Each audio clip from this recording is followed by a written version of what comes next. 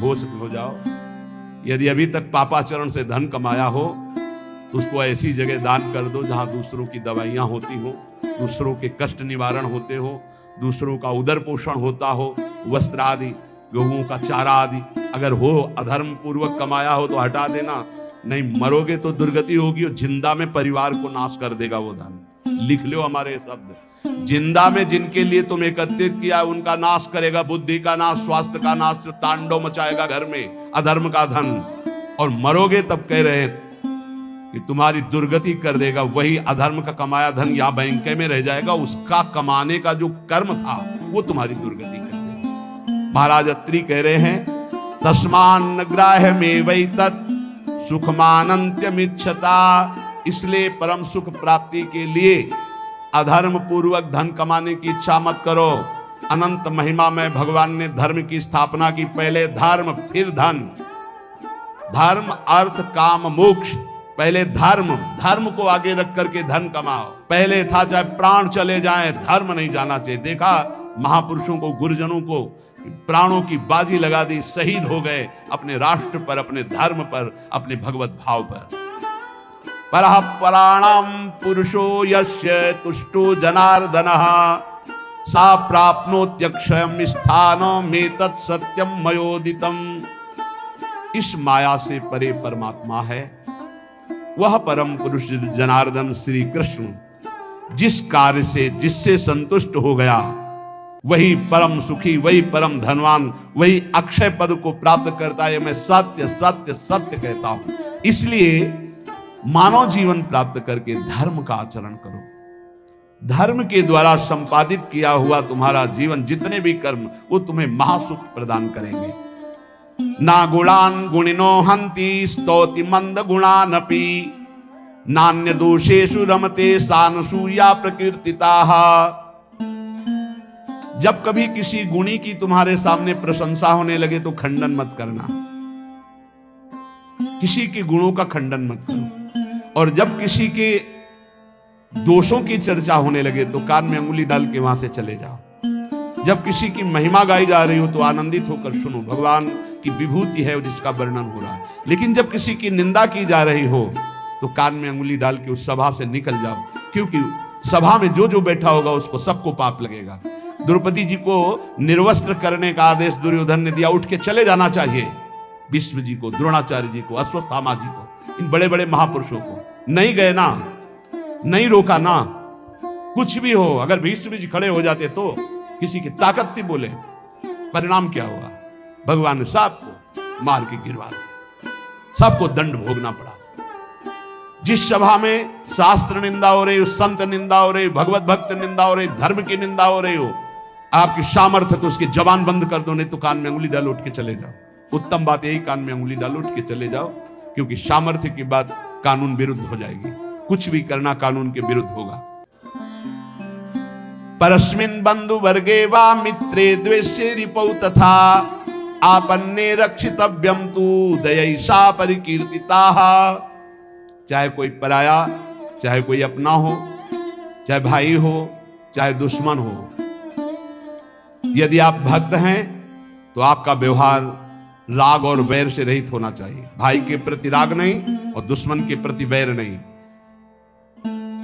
अगर भारी विपत्ति में भाई फंस जाए तो हम कैसे करें? उसकी दुख निवृत्ति। ऐसे अगर दुश्मन भी फंस जाए तो हम उसकी दुख निवृत्ति का कार्य करेंगे। दुश्मन है, वो हमें गाली देता है, अपमानित करता है, हमारा बुरा चाहता है, लेकिन हम उसका मंगल चाहेंगे, बोले उसे भक्त कहते हैं। उसे कहते हैं वो राग द्वेष रहित भगवान का भक्त जो दयावान है। आनशंसम क्षमा सत्यम अहिंसा दानम आर्जवम प्रीति प्रसादो माधुर्यम मार्दवम च यमादस। यम और नियम, ये जिसके जीवन में होते हैं वो बहुत दैवी संपदावान माना जाता है, भागवतिक माना जाता है। यम किसे कहते हैं?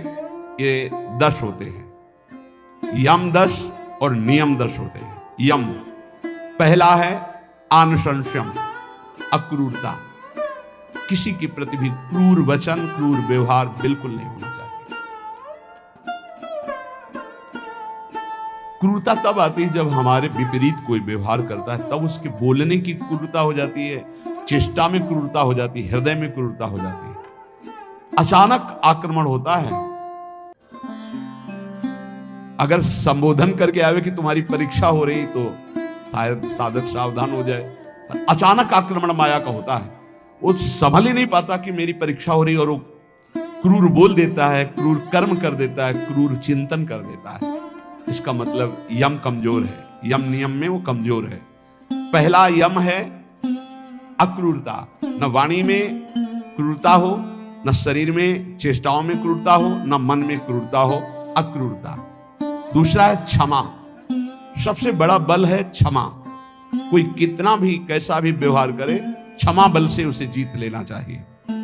तीसरा है सत्य, सत्य के समान कोई दान नहीं, कोई पवित्रता नहीं, कोई बड़ा अनुष्ठान नहीं। वाणी से सत्य बोलने का नियम बना ले। कलिकाल है, इतना झूठ का बोल बाला है, पूछो मत। झूठ है जो औरों से तो और जाने तो गुरु जी से झूठ। कई बार कहा है कि एक घर तो छोड़ दो गुरुदेव का, कम से कम उनके सामने तो सत्य बोलो। एक क्षण में उनसे भी झूठ, और जबकि पता है कि उनको पता हो जाएगा, फिर भी झूठ बोल देना। अरे भाई, फांसी थोड़ी लग जाएगी, डांट लग जाएगी, गुस्सा हो जाएंगे, पर हम सत्य बोल देंगे तो हमारा अपराध क्षमा हो जाएगा। सत्य एक जगह तो नियम ले लो, तो सब जगह धीरे धीरे फिर भाव मानी संख्या से सवाल हल हो जाएगा। एक जगह सत्य बोलना शुरू कर दो। वाणी में सत्य बोलना, ये यम का नियम। अक्रूरता, क्षमा और सत्य। हमारा जब वाणी में सत्य होगा तो आचरण भी सत आचरण होंगे, फिर हमारा विचार भी सद विचार होगा, और संग भी सद संग होगा। यम अगला सत्य के बाद अहिंसा, किसी की भी हिंसा न करना, न मन से, न वचन से, न कर्म से। सत्यम, अहिंसा और दान। सुधन धन्य प्रथम गतिया की दान।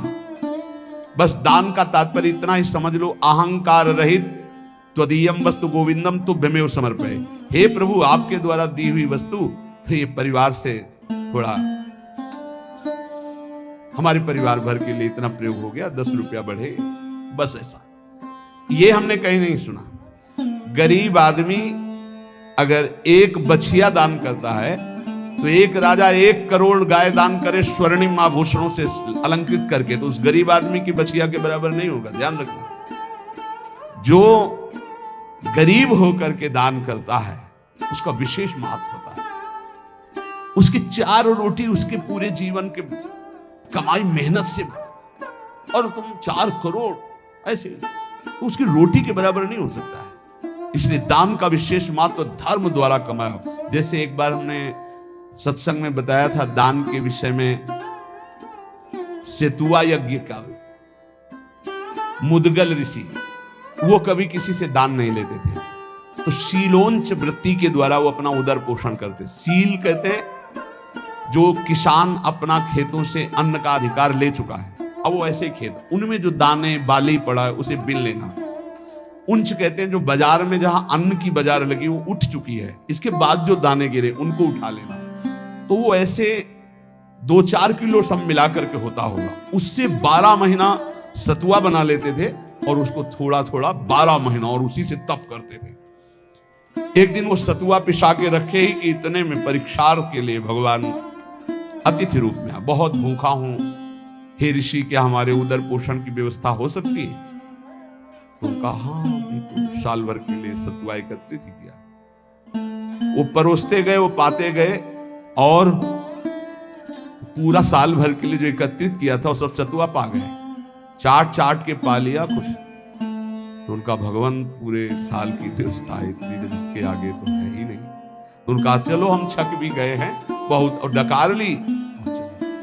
तो एक नेवला वहां से निकला, तो जो 2-4 दाने सतुआ के गिरे थे वो उसके शरीर में छू गए, तो स्वर्णिम हो गया, आधा स्वर्ण का। बड़ा उसको चमत्कार मिला।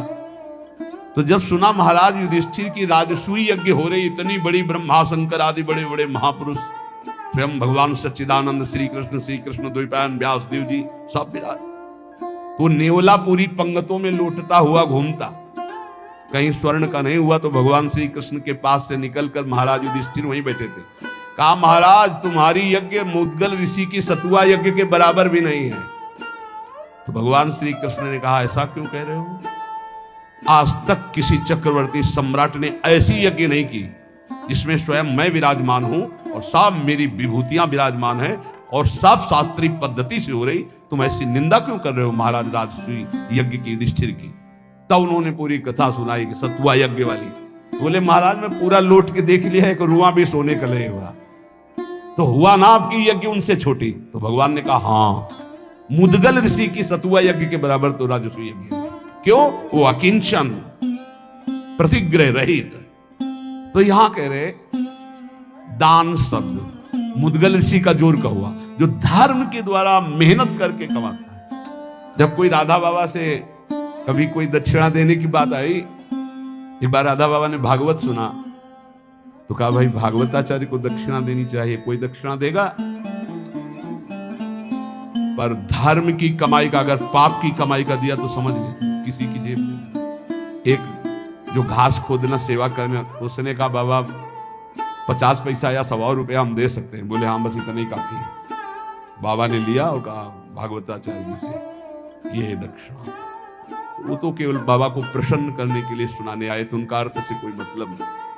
हिम्मत नहीं पड़ी किसी की 10-5 रुपया देने की, केवल वो एक घास खोदने वाला। बाबा मेरी कमाई धर्म की है, ये 100 रुपया या 50 पैसा, चाहो तो 50 ले लो 50 पैसा, या चाहो तो 100 रुपया, इससे ज्यादा हमारे पास व्यवस्था भी नहीं। ये दान वही जो मेहनत के द्वारा किया हुआ। फिर दूसरे यम आगे नम्रता। नम्रता विद्या विनयम ददाति। आज पढ़ लिख करके उद्दंड बनते हैं, पढ़े लिखे। पूछो अपने माता पिता के पैर छूते हो? नहीं। माता पिता कहते हैं कहां जा रहे हो?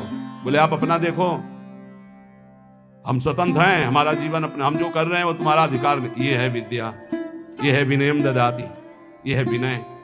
कठोर शब्द बोल रहे हैं माता पिता को, उद्दंडता पूर्वक व्यवहार कर रहे हैं, गुरु का उपहास कर रहे हैं, टीचर का उपहास कर रहे हैं।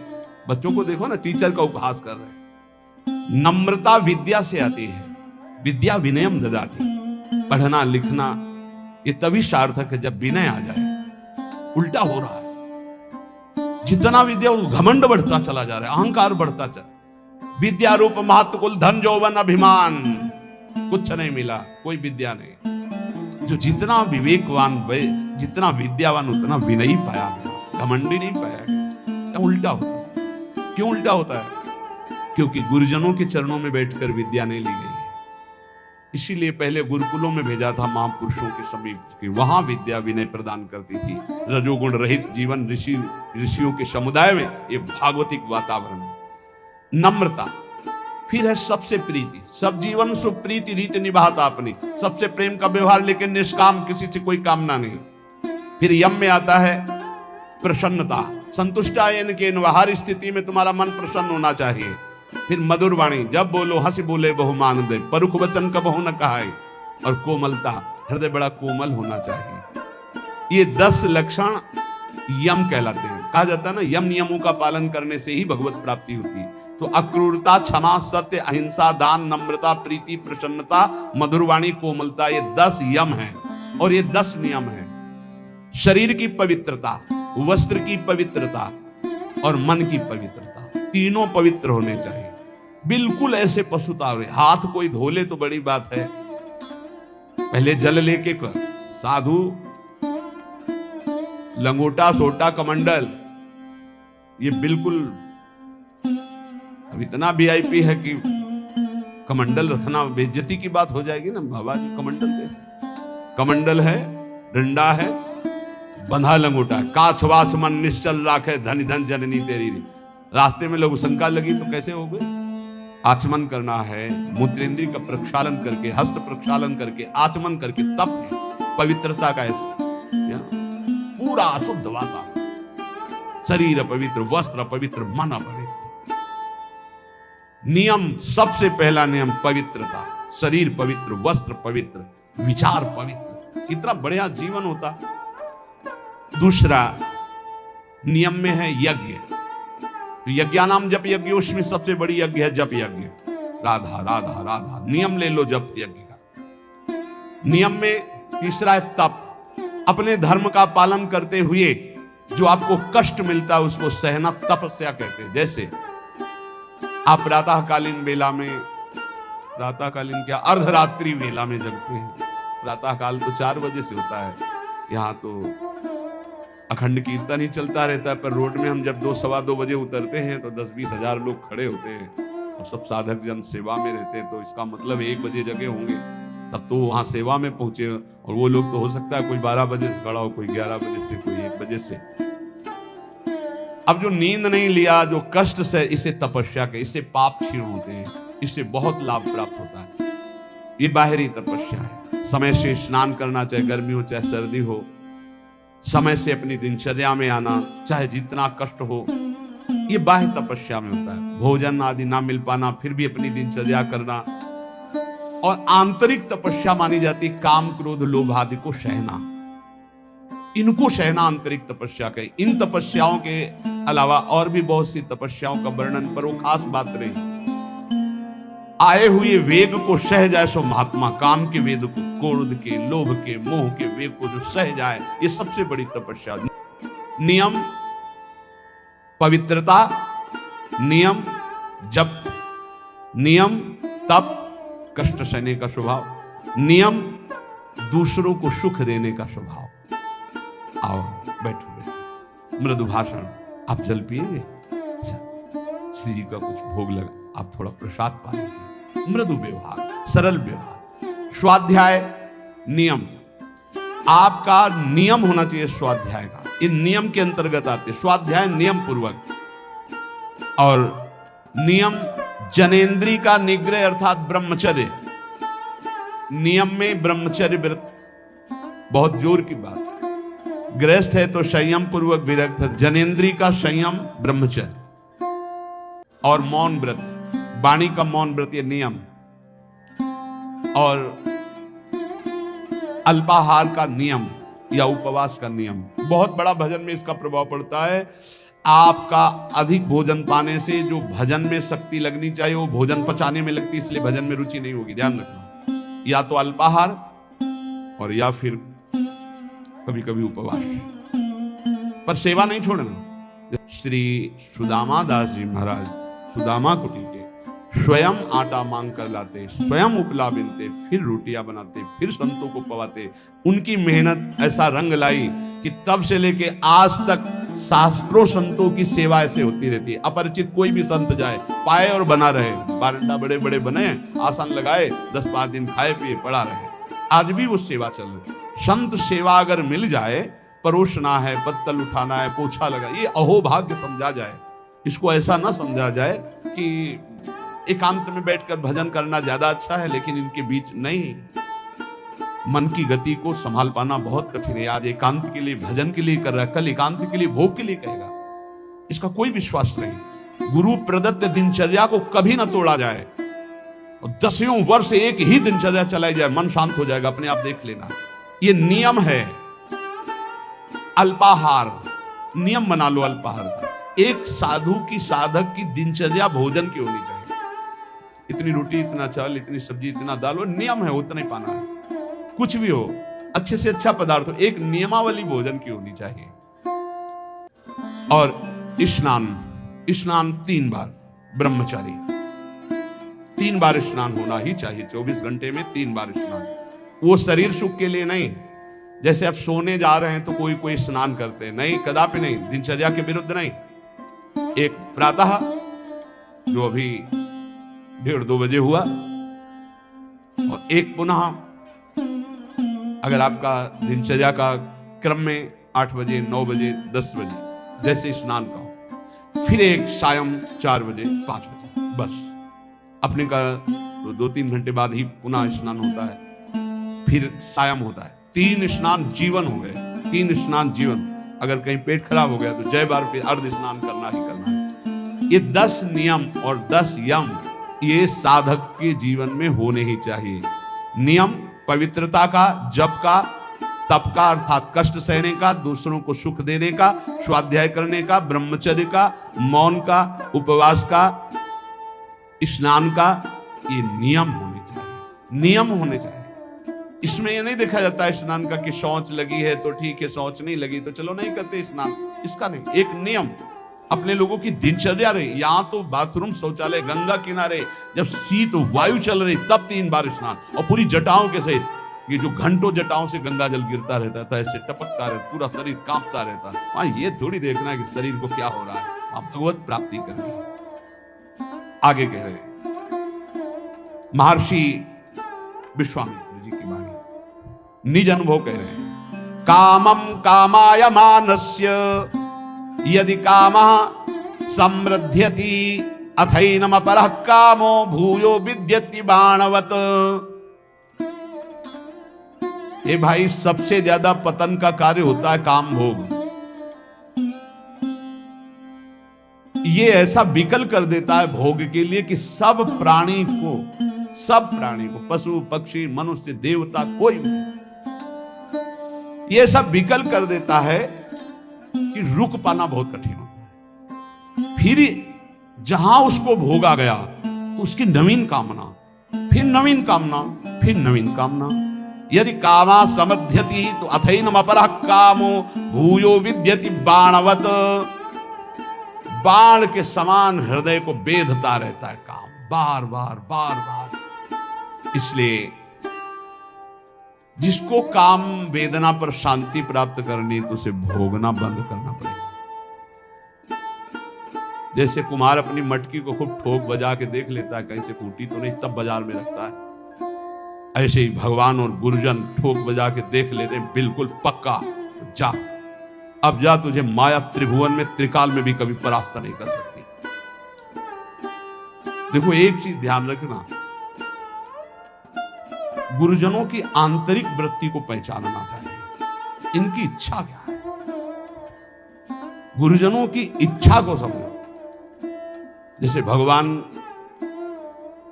नाना प्रकार की भोग सामग्री सामने भेजेंगे तो आप सोचो कि भगवान के द्वारा ही तो भेजी हुई। आपको देखना है भगवान की इच्छा क्या है, तो गीता पढ़िए, गीता जी में भगवान आप बोल रहे हैं ऐसा करो ऐसा ना करो। ऐसे गुरुजन जब बोलते हैं तो उनकी बात पकड़ो, इसके बाद वही सामग्री आपको देंगे, ये लो ये लो ये लो, तो आपको पकड़ना नहीं। आपने कहा था नहीं नहीं आप लीजिए खाइए,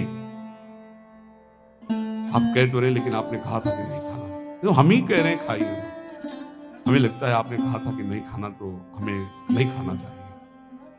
तो देख लो फिर तुम जैसा, अंदर अंदर वो खुश हो रहे हैं, शाबाश शाबाश निकल जा निकल जा। नहीं मान लो आप खा लीजिए ना, आपने कहा था नहीं खाना चाहिए, बहुत सुंदर चल रहा है, चलो भाई ठीक है। उस समय ये सोचिएगा नहीं कि नाराज हो रहे हैं, पक्की मानिएगा ये सिर्फ आपको ठोक बजा कर देखा जा रहा है। बहुत खुश है वो इस बात से कि आपने संसार के विषयों का त्याग भगवान के लिए किया। सच्ची मानिए, हृदय से आशीर्वाद होता है, हृदय से आह्लाद। बाहर से ऐसे हम भले कर रहे हैं, यार हम ही तो कह रहे थे खा लेते ना, अब आप कह रहे हो तो, पर आपने ही कहा था कि बार बार उस बात को जो उन्होंने उपदेश किया है उस बात को याद दिलाता रहे।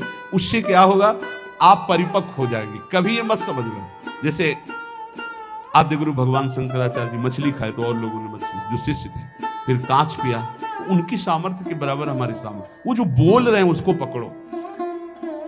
ऐसा कई बार हुआ, राधा चरण जी से जब कहते इतनी तुम्हारी हालत ऐसी, आप चले जाओ, बोले डॉक्टर ने कहा दिल्ली ही आना पड़ेगा, तुम तो चले जाओ। उन्होंने कहा महाराज जी आपने सत्संग में कहा था कि प्राण चाहे निकल जाए वृंदावन से नहीं जाना, क्योंकि हम ही तो कह रहे हैं। नहीं महाराज जी आपने ही कहा था वृंदावन से नहीं जाना, तो अब नहीं जाएंगे। नहीं हम ही कह रहे हैं आप चले जाओ, आप यहां जरूर कह रहे हो, लेकिन फिर सत्संग में आप फिर कहोगे कि धन्य है उसका जीवन जो मरणासन वृंदावन वास कर। महाराज जी अब नहीं जाएंगे। देख लो भाई, रोग भी वो जो सड़न हुई थी अपने आप ठीक हो गई। और इस समय श्री जी की सेवा में है, ये सब हितजू के महल में विराजमान है, सब हरिवंश महाप्रभु के। श्री हरिवंश शरण जे आए, श्री वृषभान कुंवर नंद नंदन निजकर अपनी चिट्ठी चढ़ाए। न जातु कामा कामानाम उपभोगेन साम्यति, हविषा कृष्ण वर्तमेव भूय एवाभिवर्धते, कामान अभिलषन् मोहान न नरः सुख मेधते। जो कभी ये सोच लेता है कि एक बार भोग लूं मेरी इच्छा शांत हो जाएगी, बहुत धोखे में हो गया, दलदल में कूद गया। अब जैसे आग में घी डाल दे तो प्रज्वलित हो जाती। जे ही भोग की कामना से भोग मिला, वो आग पैदा हो गई कि वो भ्रष्ट होता चला जाएगा। इसलिए उपासक को चाहिए कि जब सैकड़ों बार भोग के रोकेगा तो सैकड़ों दिन रोना पड़ेगा, तब जाके कहीं ठीक हो गए। उसका पाप भी बन गया, उसका अभ्यास बन गया, उसका स्वाद मिल गया, बहुत समय लगेगा। और पहली बार में ही यदि रोक लिया तो ऐसे चट से निकल जाओगे। इसलिए भोग की आकांक्षा उत्पन्न होने पर उपासक को पहली वृत्ति में ही रोक लेना चाहिए। ये ना सोचे कि भोग भोगने के बाद शांति मिल जाएगी, नहीं, ऐसे दलदल में फंस जाओगे, फिर निकलना मुश्किल हो जाएगा।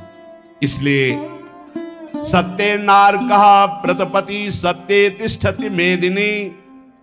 तुम सत्य नियम धारण करो, सत्य बोलो, सत्य आचरण करो। सत्य के प्रताप से सूर्य तेजस्वी है, सत्य के प्रताप से पृथ्वी जल में नहीं डूब रही। सत्य सबसे बड़ा धर्म है, सत्य बोलने के बराबर कोई पुण्य नहीं है। सत्यवान चाहे तो स्वर्ग लोक जाए, चाहे ब्रह्म लोक जाए, जो चाहे वहां जा सकता है, जो चाहे कर सकता है। 1000 अश्वमेध एक आदमी करने वाला और एक आदमी केवल सत्य बोलने वाला, तराजू पे तौला जाए तो सत्य बोलने वाला अधिक पुण्यशाली पाया जाएगा। आप देख लीजिए, अश्वमेध सहस्त्रम च सत्यम च तुलया धृतम, अश्वमेध सहस्त्राधि सत्यमेव विशिष्यते। एक आदमी केवल सत्य बोलता है और एक आदमी 1000 अश्वमेध यज्ञ करता है, तो तराजू पे तौला जाए तो सत्य बोलने वाला श्रेष्ठ पाया। मतलब सत्य से बढ़कर कोई यज्ञ नहीं, कोई दान नहीं, कोई तपस्या नहीं, कोई पुण्य नहीं। इसलिए सत्य का ही वचन पूर्वक बोलना, सत्य का ही चिंतन करना, सत्य का ही आचरण करना, तो सच्चिदानंद रूपाय प्रभु श्री कृष्ण की निश्चित प्राप्ति हो जाएगी। खूब नाम जप करो, जो सत्संग सुना उसका मनन करो, गंदे आचरणों का त्याग करने का नित्य प्रति उत्साह रखो। भगवान सबको बल प्रदान करेंगे और इसी जन्म में हम सब भगवत प्राप्ति करें। श्री राधा वल्लभ लाल की।